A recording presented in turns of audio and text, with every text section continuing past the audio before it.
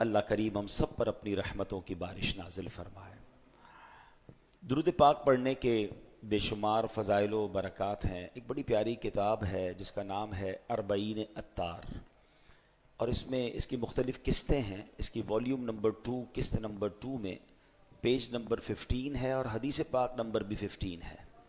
اللہ کے نبی علیہ الصلوۃ والسلام فرماتے ہیں من صلی علیہ لم یلج النار، آقا فرماتے ہیں جو مجھ پر درود پاک بھیجے گا وہ آگ میں داخل نہ ہوگا۔ لیکن ہم سب چاہتے ہیں کہ جہنم کی آگ سے بچ جائیں۔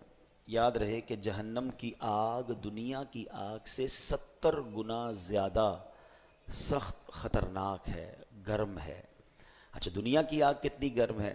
ایک تو ہمارے جو چولہے پر آگ ہے، اس آگ پر بھی ہم 2 سیکنڈ ہاتھ نہیں رکھ سکتے، غلطی سے جلتی سگریٹ پر پیر رہ جائے تو چیخ نکل جاتی ہے۔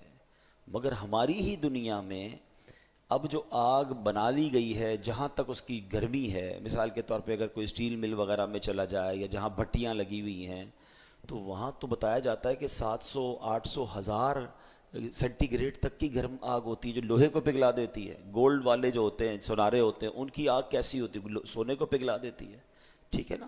پھر یہ جو والکینوز ہوتے ہیں، آتش فشاں پہاڑ پھٹتے ہیں، تو اس کا جو لاوا ہوتا ہے بتایا جاتا ہے آس پاس کے پورے علاقے کو بھسم کر کے رکھ دیتا ہے۔ تو یہ ساری دنیا میں موجود آگیں ہیں، اور جہنم کی آگ کے بارے میں فرمایا وہ اس سے بھی 70 گنا زیادہ سخت ہے۔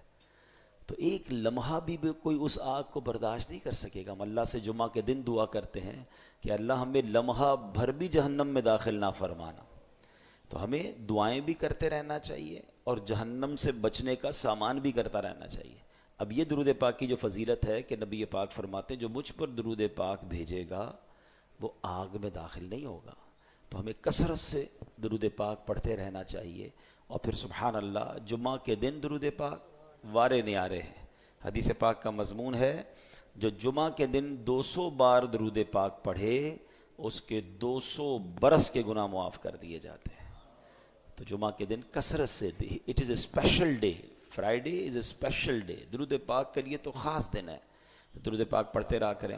آئیے مل کر محبت کے ساتھ بآواز بلند درود پاک پڑھ لیں۔ صلو علی الحبیب صلی اللہ تعالی علی محمد صلی اللہ علیہ وسلم۔